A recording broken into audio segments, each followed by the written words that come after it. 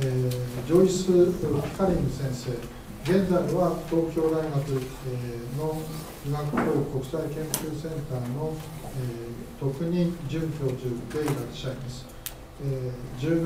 この10月16日から来年の3月28日まで、我々のところに滞在していただいて、いろいろ教えていただいております。で、ジョイス・ピカリン先生には、連続して月1回ペースでいろいろなセミナーをやっていただく予定です。で、今日はその第1回目で、タイトルは北米の医学部認証ということで、お知らせの時には What is it? で Why do it? と副題がついています。今日見ましたが、Reflection for Japan に変わっています。多分日本への応用というか、そういう面もいろいろあったんだと思います。で、カリン先生のご紹介、普通は私がするんですが、実はカリン先生、高校まで日本にいらっしゃいまして、自己紹介をされるということで、私の紹介はここまで、先生よろしくお願いします。皆さん、こんばんは。これが終わってから拍手をお願いします。私は日本生まれなのですけれども、すいません。日本生まれなんですけど、ずっと教育はカナダでやったので、また日本語はあんまり上手じゃないです。この講義は英語でします。やっぱりここに日本に、6ヶ月も来る機会があって本当に嬉しかったです。そしてからこの医学教育の勉強といろんなセミナーをすることが本当に喜びになっています。北村先生がおっしゃったように、タイトルはちょっと変えました。それ私はカナダからこのアクレディテーション、認証評価の話をしてくださいって言われて何か準備しましたが、一回ここに着いたらやっぱりもういろんなことももうやっています。いろんなシンポジウムとセミナーがもうありましたから、それちょっと変えてそのレフレクションズにしました。私は、今メギル大学医学部でVice Chair of Education Department of Medicine で、2年前までは医学部の副学部長でした。で、その時はアクレディテーションの責任があって、いろんなことを習いました。じゃあ、これからは英語に。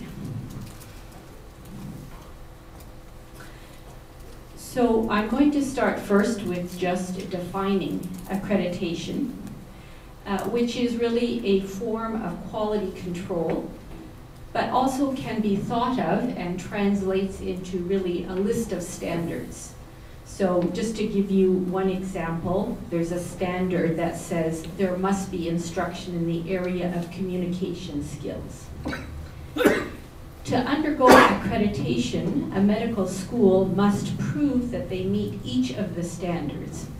And unfortunately, the modus operandi, or the way it functions, is you are guilty until you prove yourself innocent. In other words, they assume you do not meet the standards unless you can provide proof that you do meet the standards.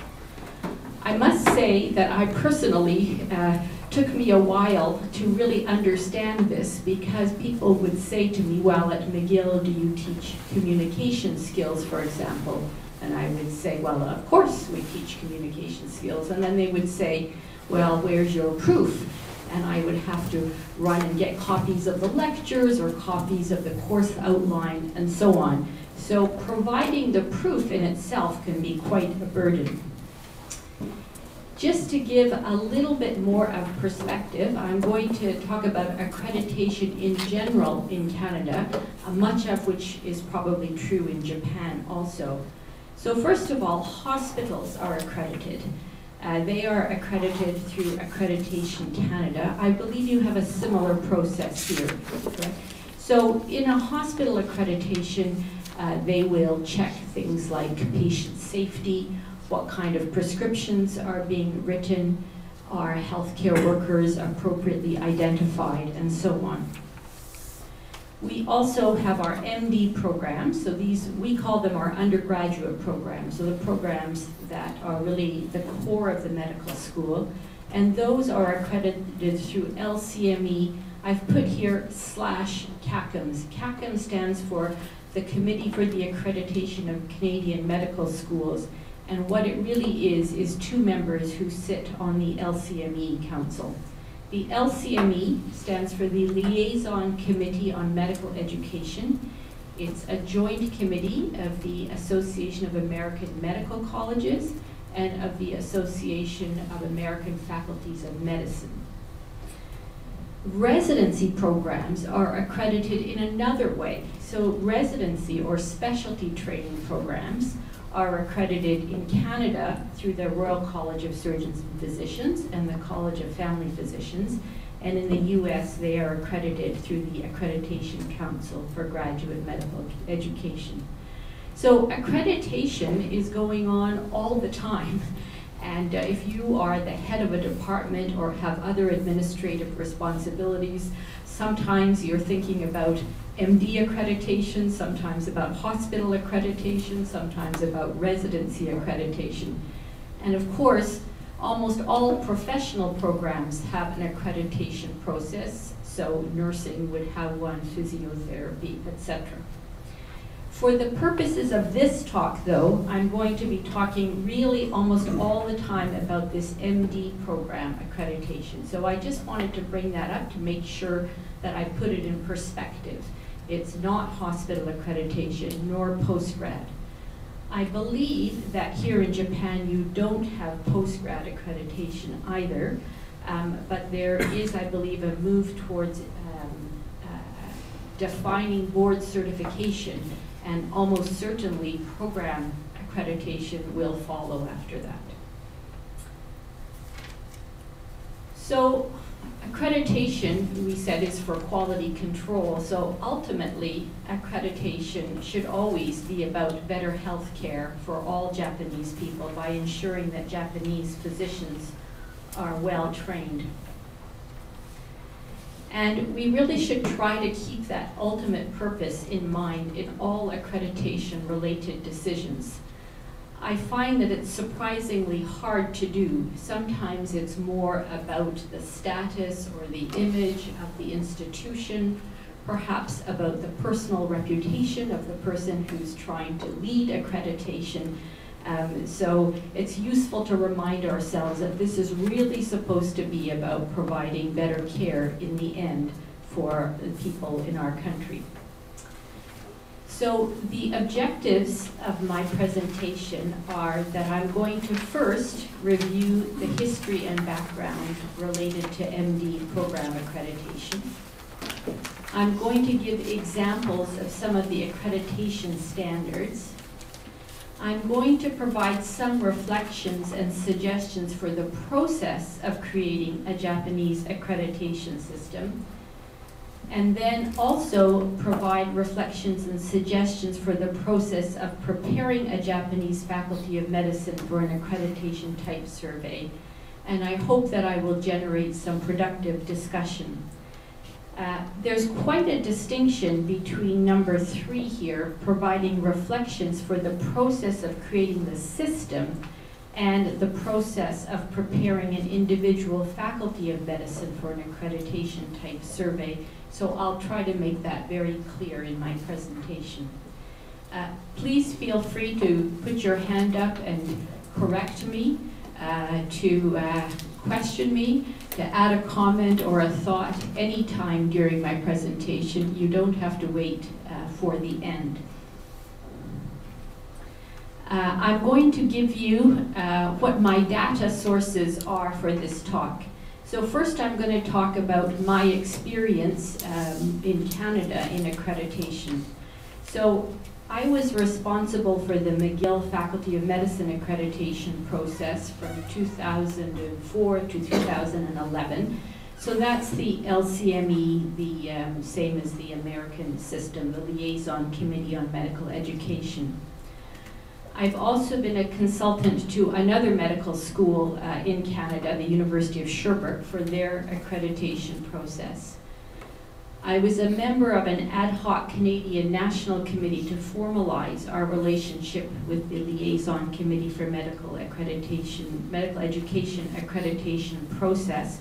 I won't go into the details here, but it really had to do with the legality of an outside body, an American body, determining things which were actually within Canadian political jurisdiction, so we had to work that out. And I'm also my university representative to the Medical Council of Canada. The Medical Council of Canada sets the national exam for all our MDs, and it has a lot to do with certifying and licensing physicians. So the issue of the quality of physicians is fundamental to the Medical Council of Canada, and my work with the Medical Council of Canada has given me some interesting perspectives on accreditation. Here, in the last 6 weeks since I've been here, with respect to accreditation, I've met with Dr. Kitamura, Dr. Yoshioka from Tokyo Women's, Dr. Izumi, and Dr. Nara. I've also reviewed the World Federation of Medical Education and the LCME documents and literature.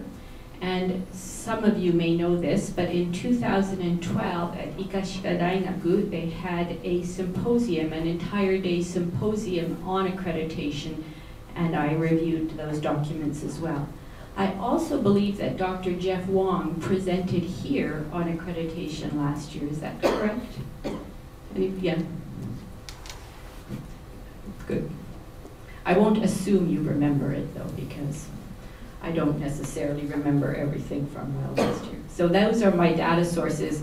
Of course, if I make any errors, they are entirely my responsibility. When someone has had a particularly good idea, I've imitated them. As you know, that's the most sincere form of flattery. Okay, so back to why accreditation. So this is the history of accreditation, most specifically in North America. So it arose really in North America because of the proliferation of many private medical schools, and this is more than 100 years ago we're talking about. There was often little oversight from a parent university or from a Ministry of Education, and many of them were actually for-profit. Some of them had extremely low standards. And in response to this, the American Medical Association got the Carnegie Foundation to hire Abraham Flexner, who visited many, he might have visited all the medical schools in North America. He visited all the Canadian ones. I think he visited all the American ones. And he wrote a report, which was a very strong report, said that many of the medical schools were of very poor quality and should be closed.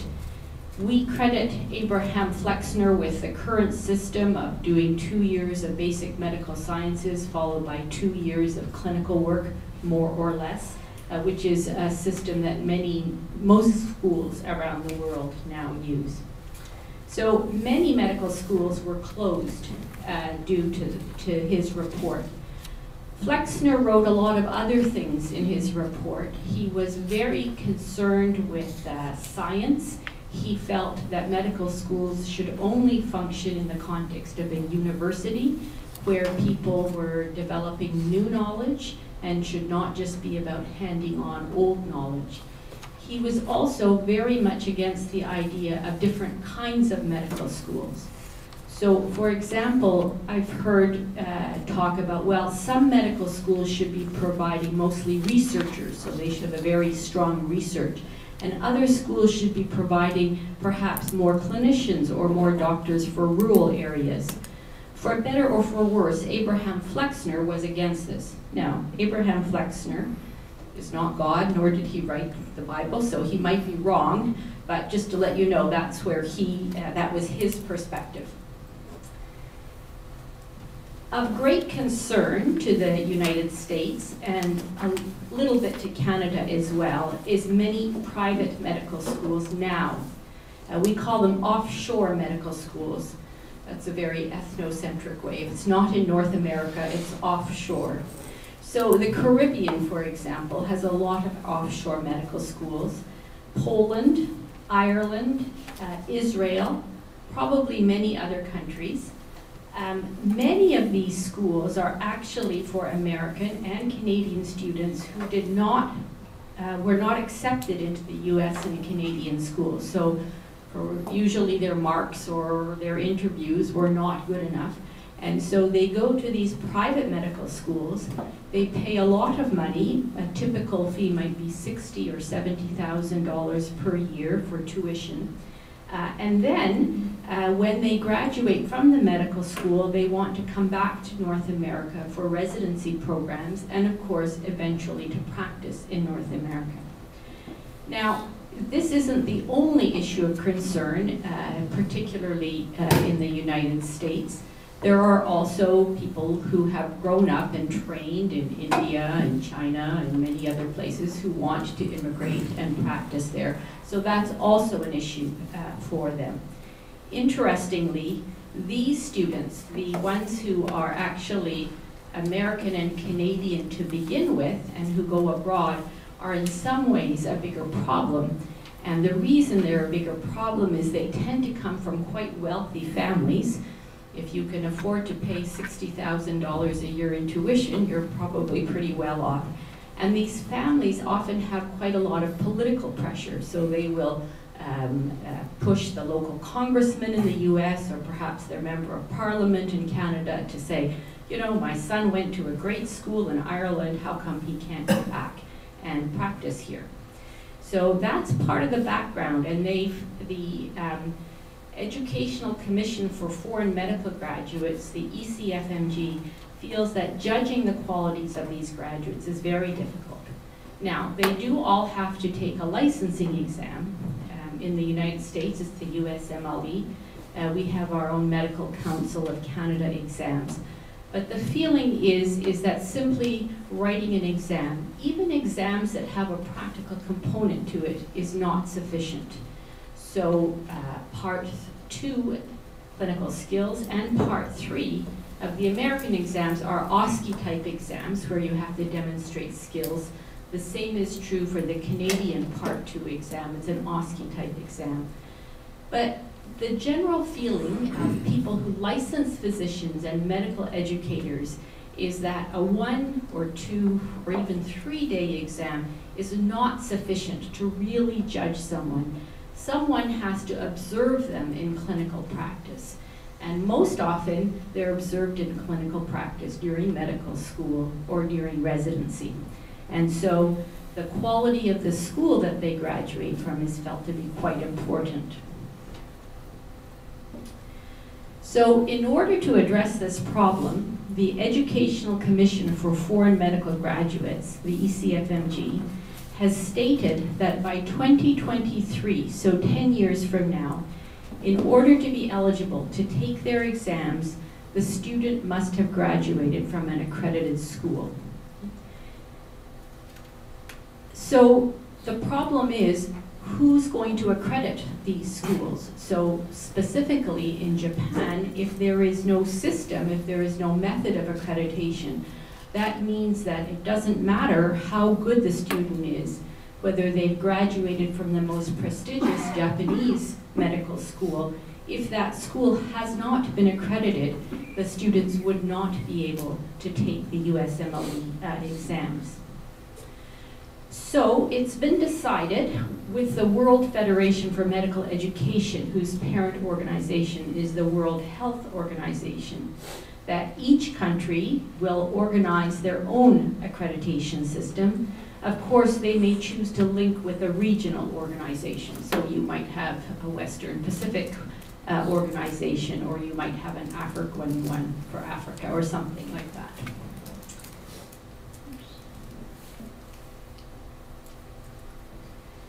The World Federation for Medical Education will set the standards for the national accreditation bodies. In other words, they will accredit the accreditors. So if we have an organization in Japan that is set up to do the accreditation of medical schools, the World Federation of Medical Education will have to first say, yes, this organization can accredit the medical schools. So accrediting the accreditors. The World Federation for Medical Education, they've written the standards within which each region or country can make some modifications or specifications. And they've also published the criteria they will use to accredit the accreditors. So those two steps have been done by the WFME, and both those things are available on their website, which you can see right there. The Japanese standards have actually been prepared. They're a very slight modification of the WFME standards, and were prepared and they were published in July of 2013. And the doctors Kitamura, Tanabe, Nara, Fukushima, and Yoshioka, using Dr. Izumi's translation of the WFME standards. And the Japanese standards are currently available on the WFME website, so you can actually go there and download the document if you'd like to read it. I'm actually going to go through a few examples of the standards. So the Japanese standards from 2013 are separated into 9 major groups. This follows the the WFME, the World Federation of Medical Education, guidelines for how they should be organized. And you can see the titles of the sections here: mission and outcomes, educational program, assessment of students, academic staff and faculty, educational resources, program evaluation, governance and administration, and continuous renewal. So I'm going to go through each of those categories and just give one or two examples from each of those, just to give you a flavor of the kind of thing that's in the standards. As I said, you can easily read the whole document yourself. So an example from mission and outcomes: to ensure the mission encompasses the health needs of the community, the needs of the healthcare system, and other aspects of social accountability. I've put the Japanese in there just to prove that the translation really has been done. To give you an example of the educational program, first, the school must define the curriculum model. It must teach the principles of scientific method, including analytic and critical thinking. It must teach the behavioral sciences.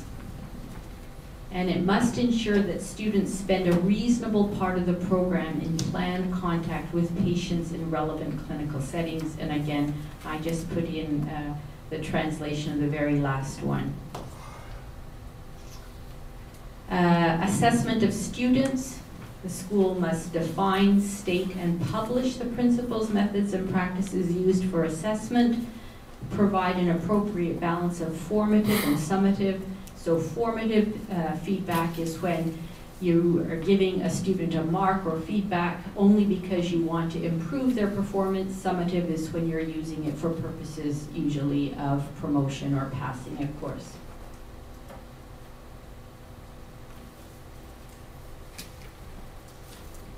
Students, the school must have a policy and implement a practice for admission of disabled students. You must periodically review the size and nature of student intake. There must be a program of student support. And you have to have a policy that ensures participation of student representatives in design of the curriculum.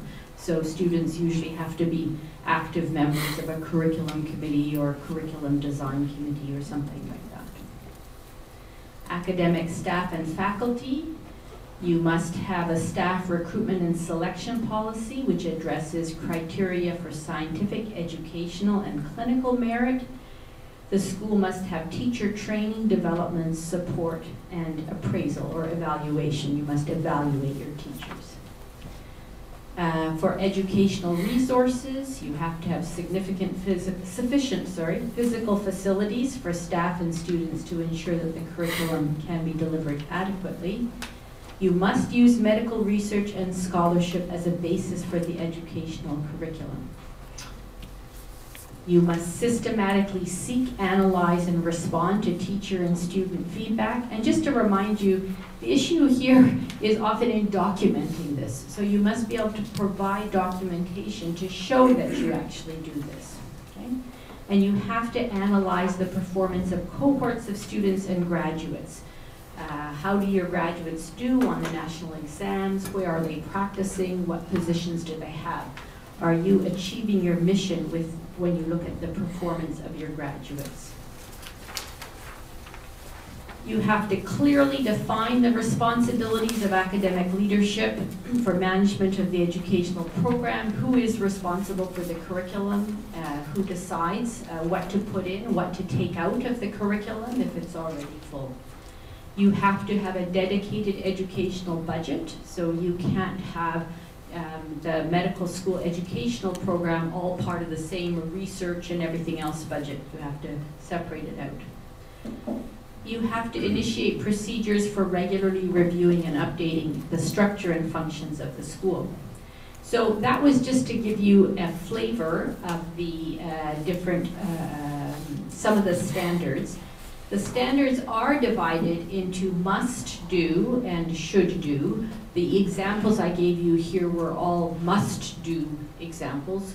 Should do means you're supposed to do it, but if you have a very good reason why you couldn't do it, they won't necessarily fail you in that.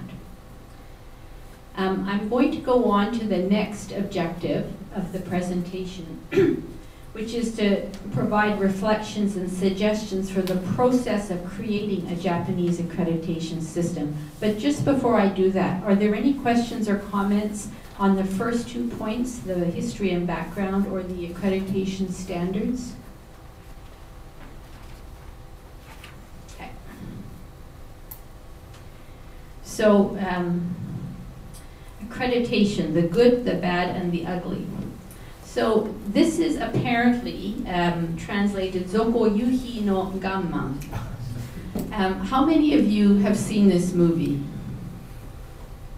Nobody? One person. One person only. Okay. To be honest, I haven't seen it either. I read the summary on Wikipedia. Anyway, it's a Western. It's in North America, we call them spaghetti Westerns because it's made by Italians, but apparently here it's called macaroni Westerns. So, the same thing. It starred Clint Eastwood. And unfortunately, the cultural reference is completely lost in the Japanese translation because the term, the good, the bad, and the ugly is often used when talking about the good side of something, the bad side of something, and the ugly is the really bad side of something. So that's kind of an interesting cultural comment in itself, is that we think the ugly is worse than the bad. But anyway, the reason I brought up this reference is that it was used in a presentation given by Dr. Dan Hunt last year when he came to the conference on accreditation that was held at Ikashika Dainaku. I think it was held there anyway.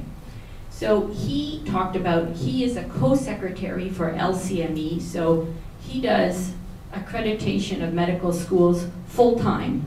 That's all he does. And he talked about the good part of it. What's the good part of accreditation? Well, first of all, it makes sense. It makes sense that we should have standards for medical education and that we should check to make sure that we actually meet these standards. Regulatory assurance, that means that the colleges that issue licenses, so if, for example, in both Canada and in the US, licenses are issued by the state or by the province. So if my province is going to give me a license to practice medicine, they want to know that I've trained in a reasonably good medical school. So regulatory assurance means that the people who are giving the licenses feel confident that you've gone through a reasonable training program. It's an educational process for participants. In other words, the faculty and the students who participate in the process learn a lot. And that is absolutely true. 2 weeks after I became the Associate Dean in 2004, we got a letter from the LCME to our Faculty of Medicine saying they were not happy with a number of the standards, and they were going to come and visit us. And they came and visited us a few months later, and they said that they were so unhappy that our visit, which had been scheduled for 2007, was going to be made a year earlier in 2006. So I had just begun as the Associate Dean, and I had to run around and get huge amounts of data. But what an educational experience. I learned so much about my university and my school by having to do that. So it is true that everybody involved in it learns a lot. It also can be an agent of social change. You can use it to change things within your university, within your faculty. And later on, I'm going to give you some examples of things that we changed that were all good things that we did, but we probably wouldn't have done it if we hadn't been sort of forced to do it by accreditation. Now, he talks also about the bad. Remember, the good, the bad, and the ugly. So the bad is that it's a lot of work. It's labor intensive. And in a country that has strong educational oversight of university and professional programs, it may be that quality control is already happening. In other words, it might be a waste. So that's a problem.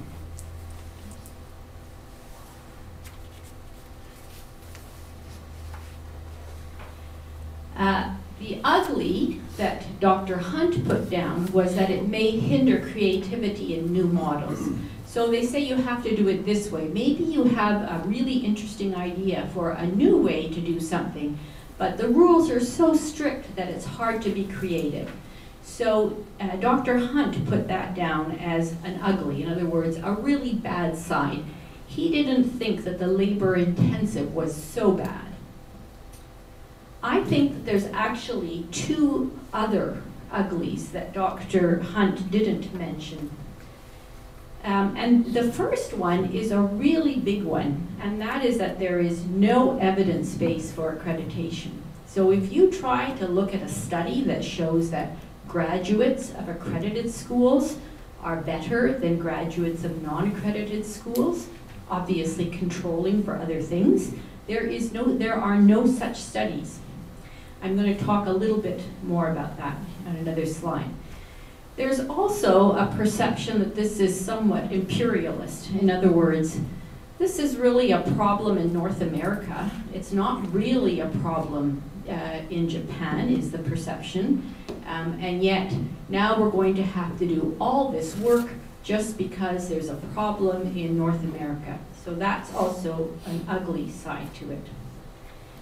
Some of you may know John Norsini. He's the head of FAMER, the Foundation for the Advancement of International Medical Education and Research. And this is what he said in an article published in Medical Education in 2011. One form of educational quality control is provided by accreditation processes. Some of these processes are so prescriptive that they are a barrier to improvement, and for none is there evidence of effectiveness. Accreditation processes should be based on data about what is effective and efficient. And if you read his article, it's actually Norsini and Banda. And Banda is from Africa, I can't remember which country. And he is very concerned about how many resources accreditation takes. And maybe for Japan, it's not such a big problem. But imagine if you're the Minister of Health or the Minister of Education in an African country, in another poor country, and you're being asked to put all these resources into a process for which there's very little evidence. There perhaps are much better things on which you should spend your money than accreditation. And yet everybody in the whole world is going to be caught up in this situation where none of their graduates will be eligible to take the USMLE exams if they don't have some kind of accreditation process. So for me, this is a really big problem, and I'm going to talk a little bit about what we might be able to do, or some ideas I have about it a little bit more towards the end. In clinical practice and in science, we spend more and more time talking about, evidence-based medicine. We should be prescribing things and treatments that are evidence-based. And yet here we are in medical education doing all kinds of things with no evidence base to them. That's a problem.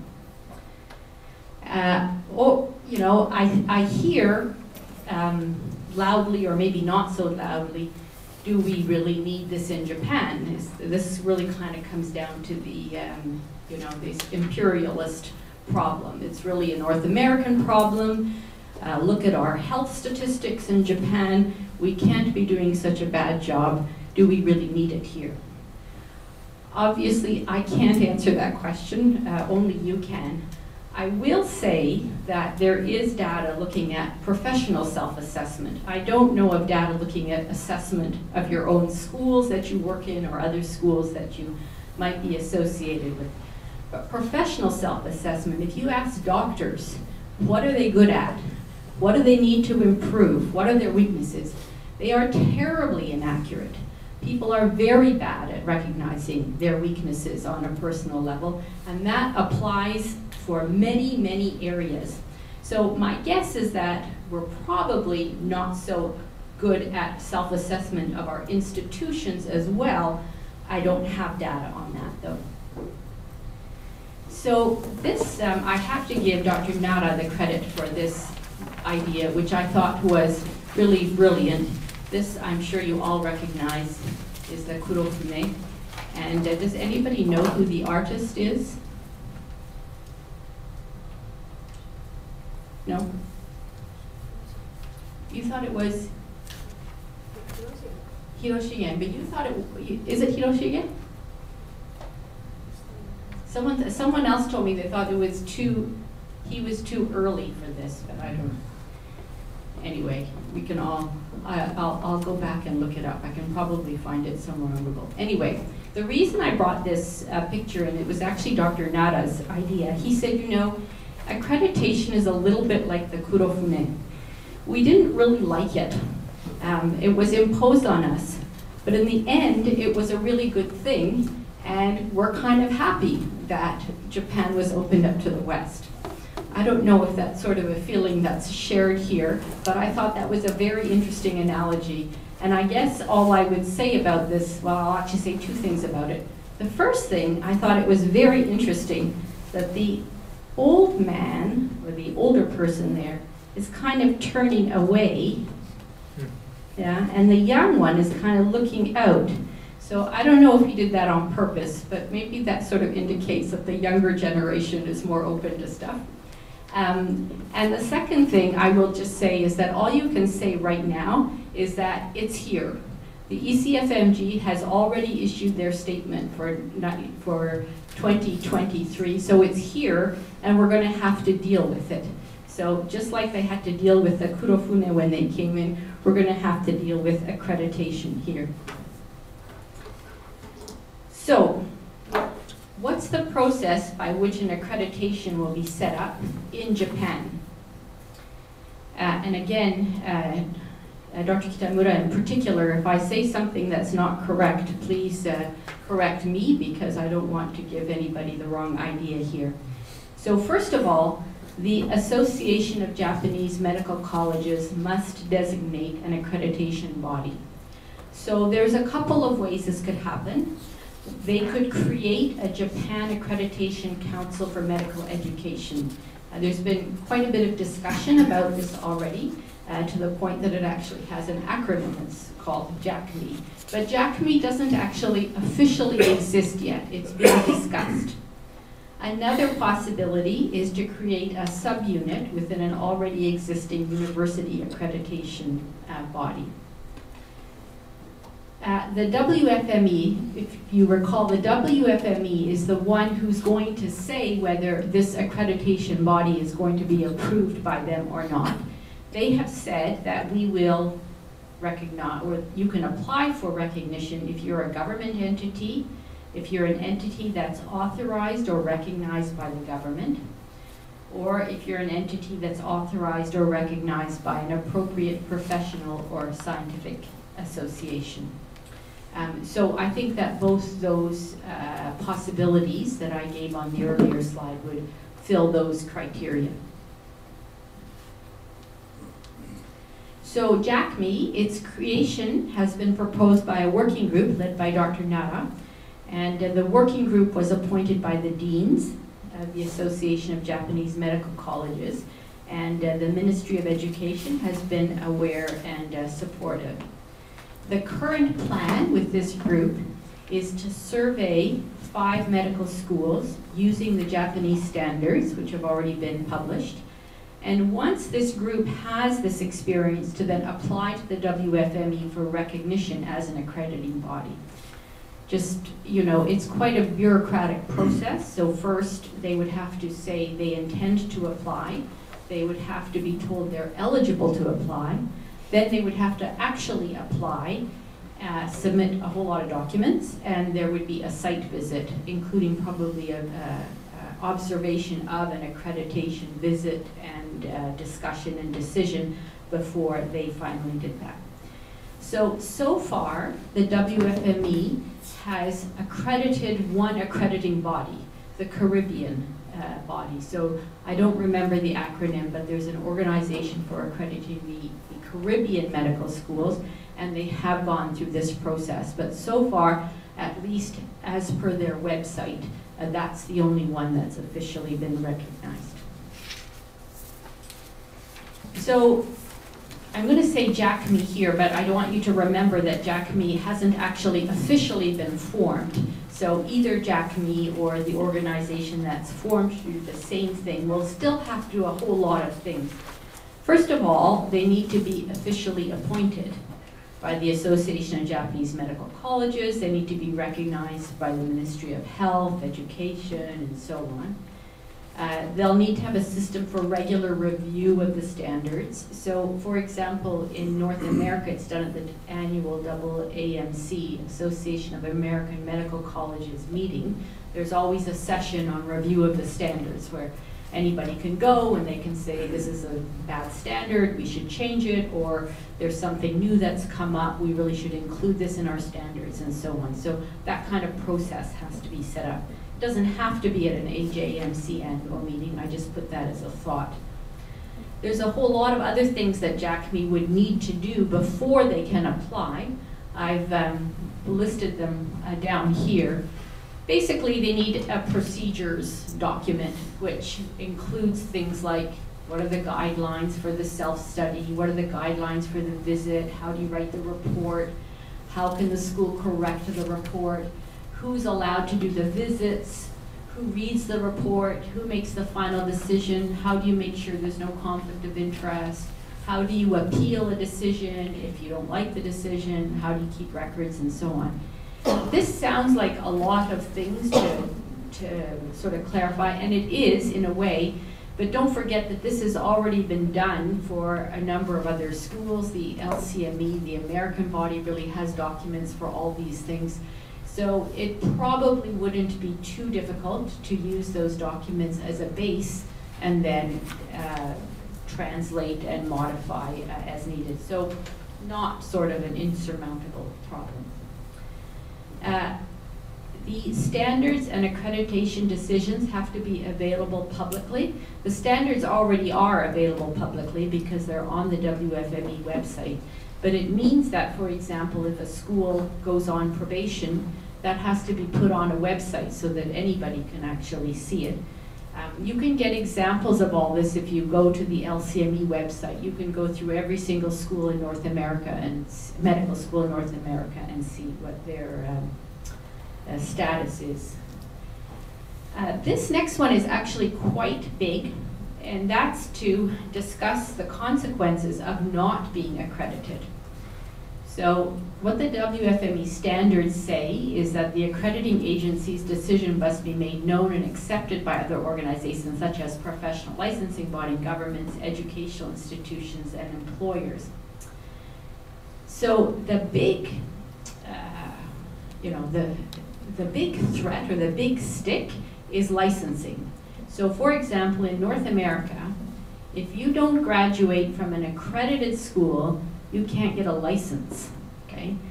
So that's huge.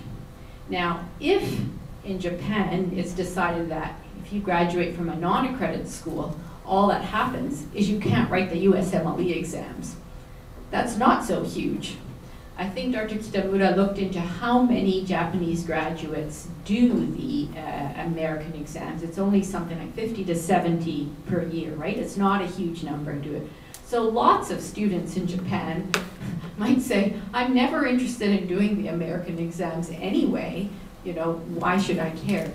What I don't know is whether or not the WFME would accept that that's the only consequence, because that would be a very minor consequence, honestly, and they might not accept that. Of course, you would have an additional problem that you would then have two tiers of medical schools here. You'd have the schools that were accredited and their graduates could do the exams, and then you'd have another category of students who would never be eligible. So that's a question for, I guess, the internal community as to whether it's desirable to have two strata of medical schools. You need money to do all this stuff. Basically, what happens in North America is the schools pay. They're, if you like, sort of taxed, and they have to give money to this organization because the organization needs money to run. Because it's a big deal, it's going to require quite broad buy-in. Obviously, the medical schools are going to have to buy in. In other words, they're going to have to agree to go along with this process because it's going to be a lot of work for every medical school.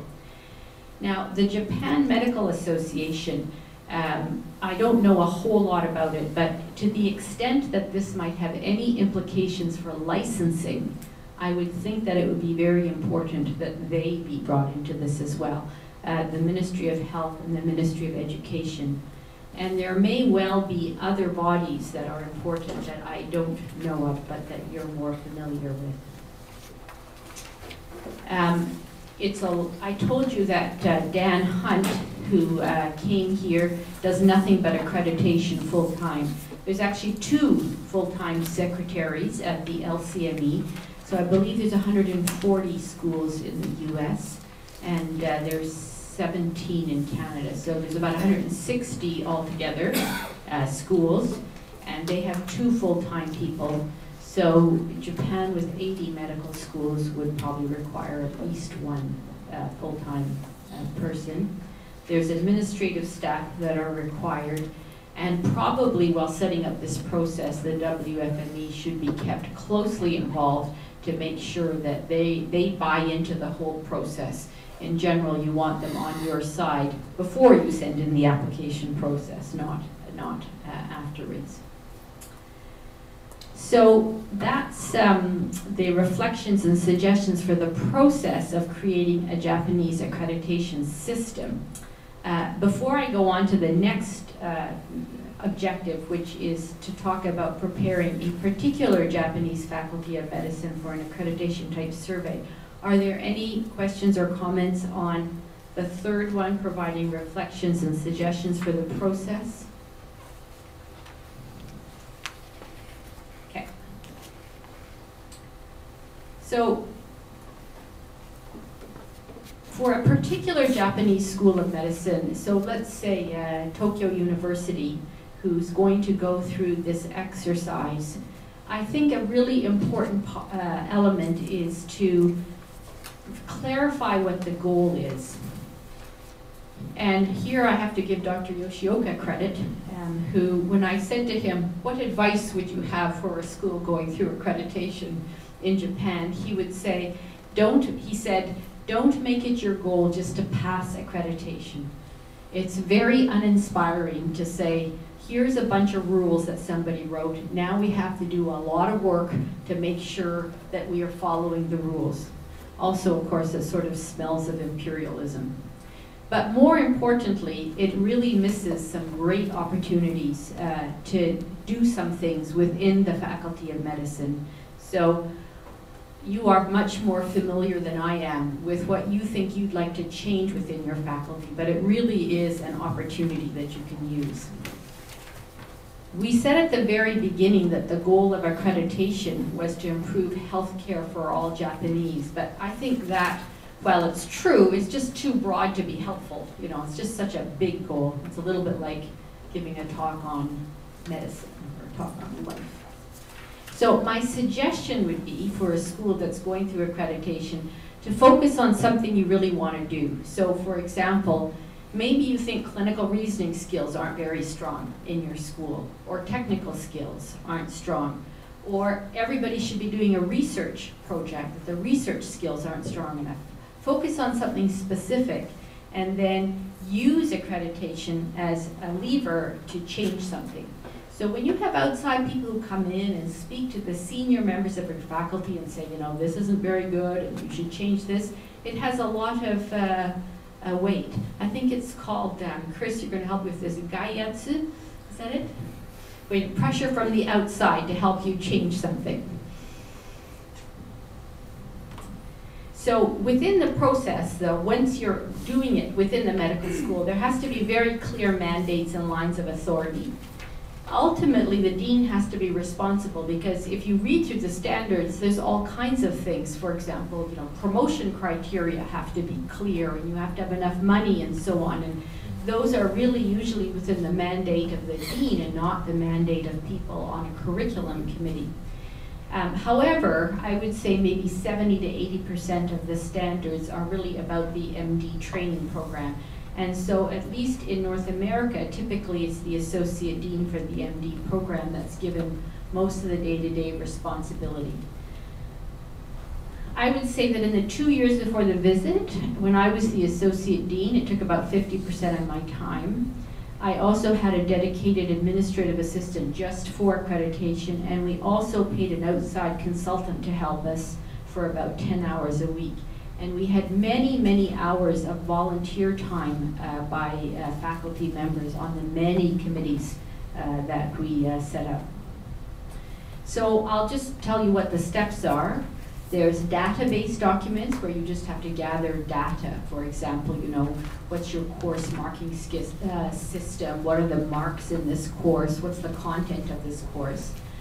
There's then a self-study document which is prepared. So the self-study document is prepared by a committee that looks at all the data and uses other sources and goes through the standards and says, we meet this standard, we don't meet this standard, we half meet this standard, and so on. So that all has to be done internally.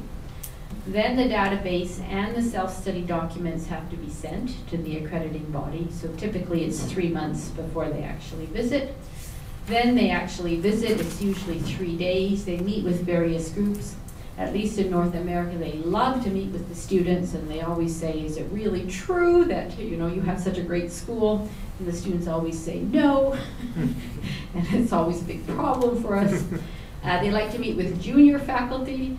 If junior faculty, you know, feel like, you know, they don't get promoted and it's not fair, and all the senior faculty boss them around a lot, they'll say that, and then it's always difficult for the dean. They'll meet with the curriculum committee. So they like to meet with people and have very honest discussions. For example, when they meet with the students, you can't have any teachers or associate deans or anything in the room, because the students might be afraid to say negative things. Okay, then the surveyors who've come, they make a written report. They give it to the dean, and he or she can correct errors of fact. So if they say something wasn't very good, you can't correct that. But if they say, you know, the curriculum was changed in 2012 and it was really 2011, you can change that. So you can change errors of fact, but that's all. You give it back to the surveyors. They send it to the accrediting body. which is a committee of people that usually sit in Philadelphia, I think, and they review the report. They also review the past history of the medical faculty. For example, if they say, you know, they don't have a faculty promotion guidelines that are clear, and it turns out that, you know, 10 years ago you were told the same thing, and 10 years before that you were told the same thing, and you never fixed it, they're much harder on you than if it's the first time something comes up. So then they issue a letter. They actually issue a letter not to the dean and not to the curriculum committee. They issue it to the president of the university, and they say which standards are not met and what the follow-up will be for those standards. For example, they might say, please fix it and send us a report in 1 year. Or they might say, please fix it and we're going to come and visit and check in 18 months, something like that. And they will make a decision about the status. So about 1.5 to 2 months before the visit, the database has to be prepared. Usually you need a senior curriculum administrator plus, in our case, the associate dean.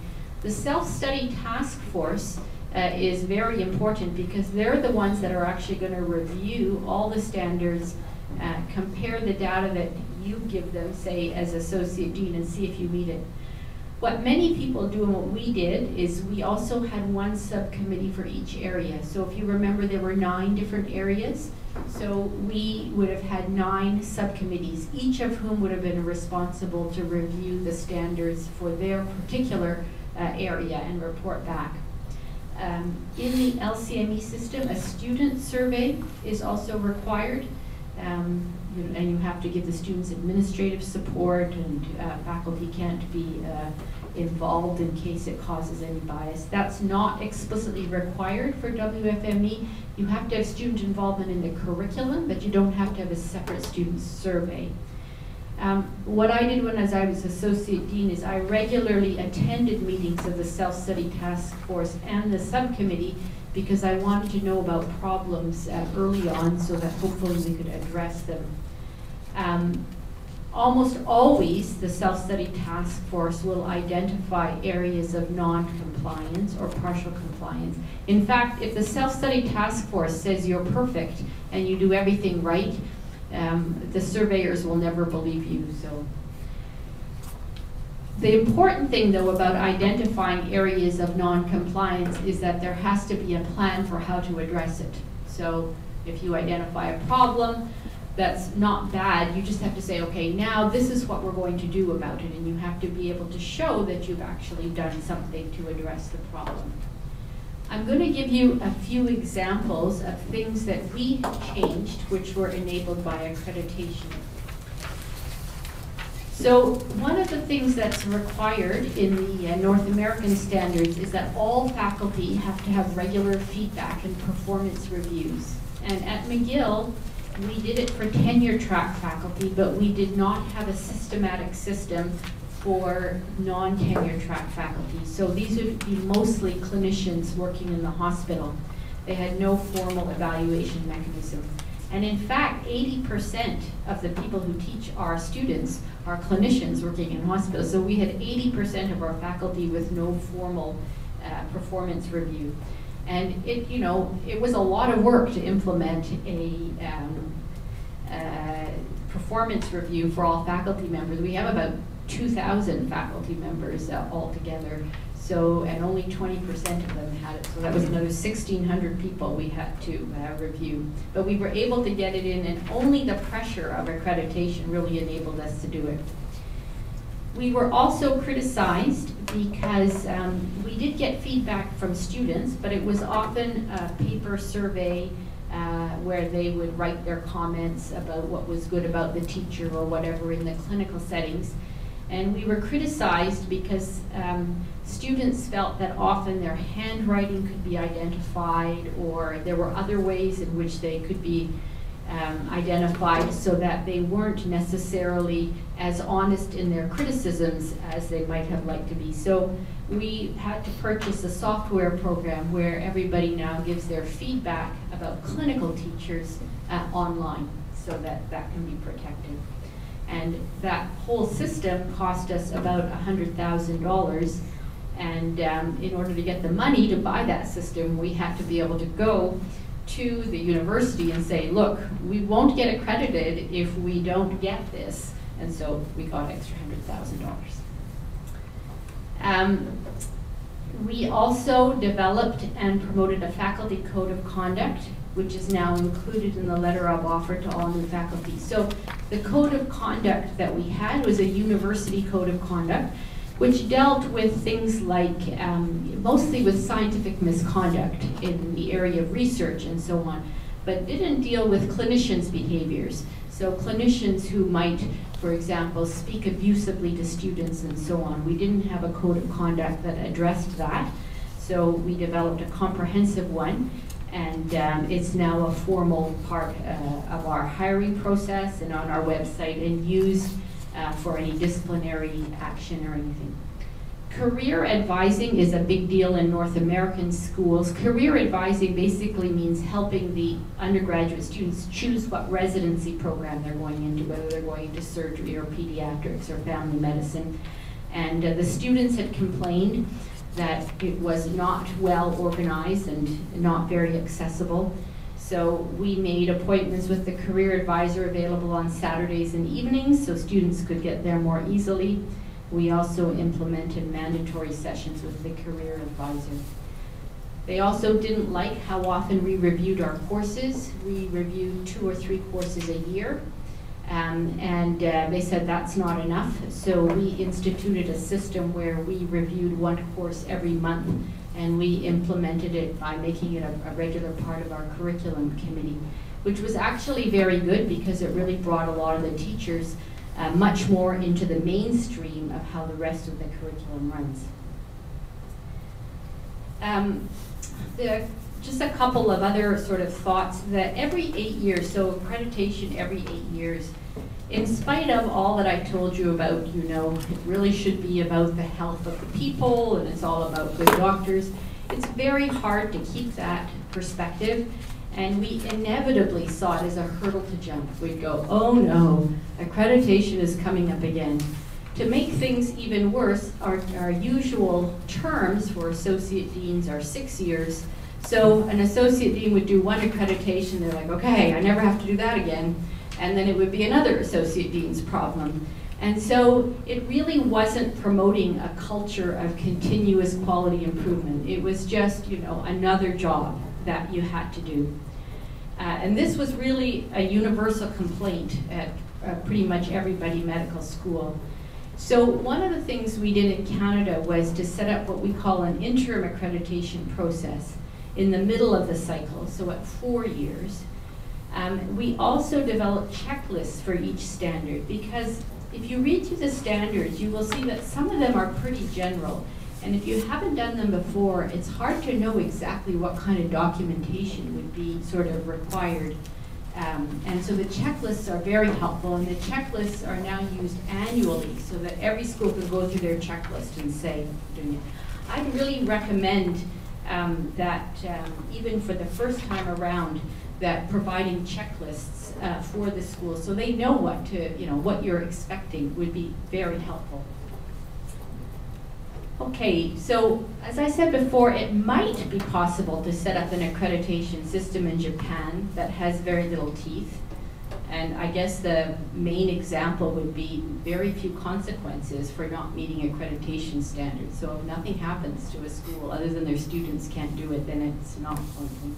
But it really would be to miss an opportunity if that happens. So here's some brief ideas about local opportunities in general coming from accreditation. I think it's here, and it's not going to go away. And the question is, what are the opportunities that are available? So there's local opportunities. The first one is, what will we like to change, improve in our faculty of medicine? I can't answer that question for you, but probably you each have ideas. I think there's a number of national opportunities. Are there any other national standards that should be implemented in Japan? For example, there's an OSCE before students start their clinical rotation. There's the national exam at the end of medical school. But are there other things that should be national? So should every student be doing a research project? Should every student be doing a rural rotation? Should be, you know, there's a whole lot of things you could think of, and this might be a real opportunity to implement something like that. These kind of opportunities don't actually come very often. It's very hard to change systems, and so I really encourage you to think of it as an opportunity. This is what I would be very interested in, is some kind of trial on accreditation, either an experimental trial or a quasi-experimental trial, where you look at the schools that come first into accreditation and then the schools that come later and compare to see if it makes any difference. And I think there's really an international opportunity to showcase Japan as an example of how to set up a accreditation system, because there are going to be many countries going through this. And the fact that it looks to me like we're one of the first here to have our standards actually up on the WFME website, I think is a good start. So I'm just going to finish up. This is a little bit of a dream on my part. But it really arises from what I talked about earlier, which is that there is no evidence base right now for accreditation. So this is a fantastic opportunity to actually see if we could get some kind of evidence base for accreditation. So it's a unique opportunity. We're introducing accreditation into a well-established medical education system. As I said, there's a lack of studies showing effectiveness of the accreditation process. I just want to make sure I'm clear. There's no studies showing that it's not effective either. There's just no studies of either kind that have been done. It's going to be a very long-term project if we go for that. I think there's a possibility of international collaborations. There are European countries who are trying to figure out how they're going to do it. And so it might be very interesting to do some kind of study that's international. A huge question is going to be, what's the outcome of interest? We all say it's about producing good doctors for Japanese people. How do you measure what's a good doctor? How do you decide? You know, that's a key question that will have to be addressed. And really, qualitative and quantitative aspects also should be addressed in this. So it's a fantastic opportunity. It's a huge project. I think that Dr. Norsini from FAMER would love to be involved with such a project, because he's very concerned about this particular rule having a very negative impact on low resource countries. So I'd encourage you to think about that and to talk about it. And I think that's my last one. Yeah, just to say that my last objective was really to generate some productive discussion. So I hope there are some comments or ideas that will come out of this that will be helpful to everybody. So thank you very much.